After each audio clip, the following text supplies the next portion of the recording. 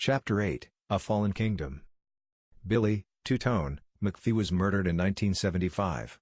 He had been tortured and stabbed multiple times and suffered horrendously before he died. He was murdered because his killers wanted to know the whereabouts of a hostile worker, employed by Roger Gleaves.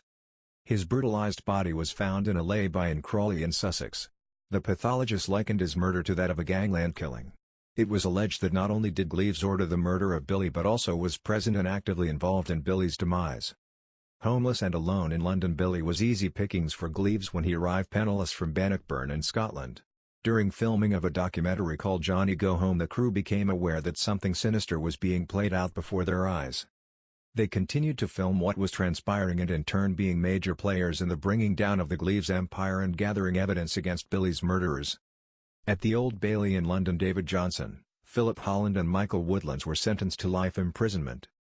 Gleaves himself received 4 years for sexual offences against children and actual bodily harm.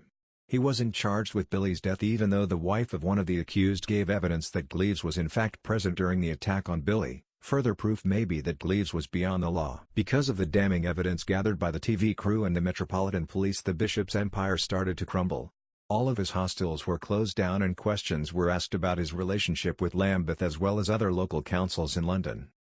How did Gleaves manage to hoodwink people? Was he protected by a higher power? Protecting the reputation of council members or higher-ranking politicians? As I have touched on before, Gleaves used the Old Catholic Church to camouflage his criminal and evil activities.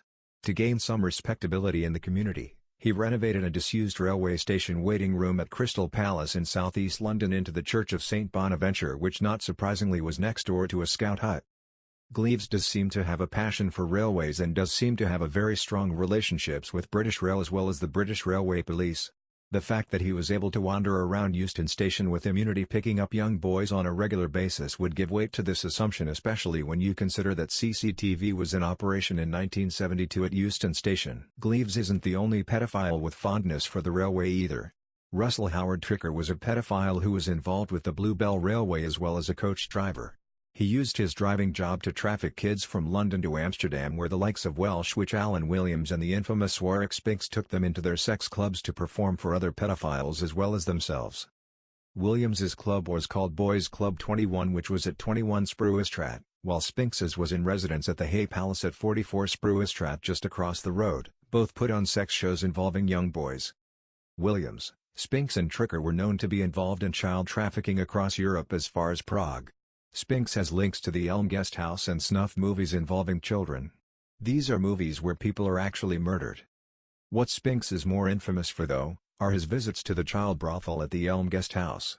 Other alleged visitors include Leon Britton MP, Cyril Smith MP, Cliff Richard, diplomat Peter Heyman, spy Anthony Blunt and Tory MP Sir Nicholas Fairbanks, as well as other politicians from all parties, some of which have been made public by the press. Spinks was known as the Pied Piper of pedophiles.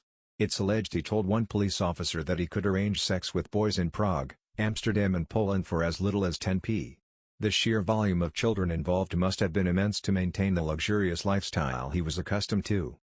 He arranged package tours for other pedophiles using gay magazine Spartacus to advertise his services to other pedophiles and used the services of Tricker to transport children across to the European Union. Others linked to child sexual abuse and trafficking to Amsterdam include John Rowe, who was linked to Elm Guest House, and Sir Charles Fairbairn MP for Cheltenham, now deceased, an advisor to Prime Minister Margaret Thatcher. The Iron Lady herself is alleged to have covered up as many cases of child abuse, even going against advice from her cabinet not to give Jimmy Savile his award on the honours list.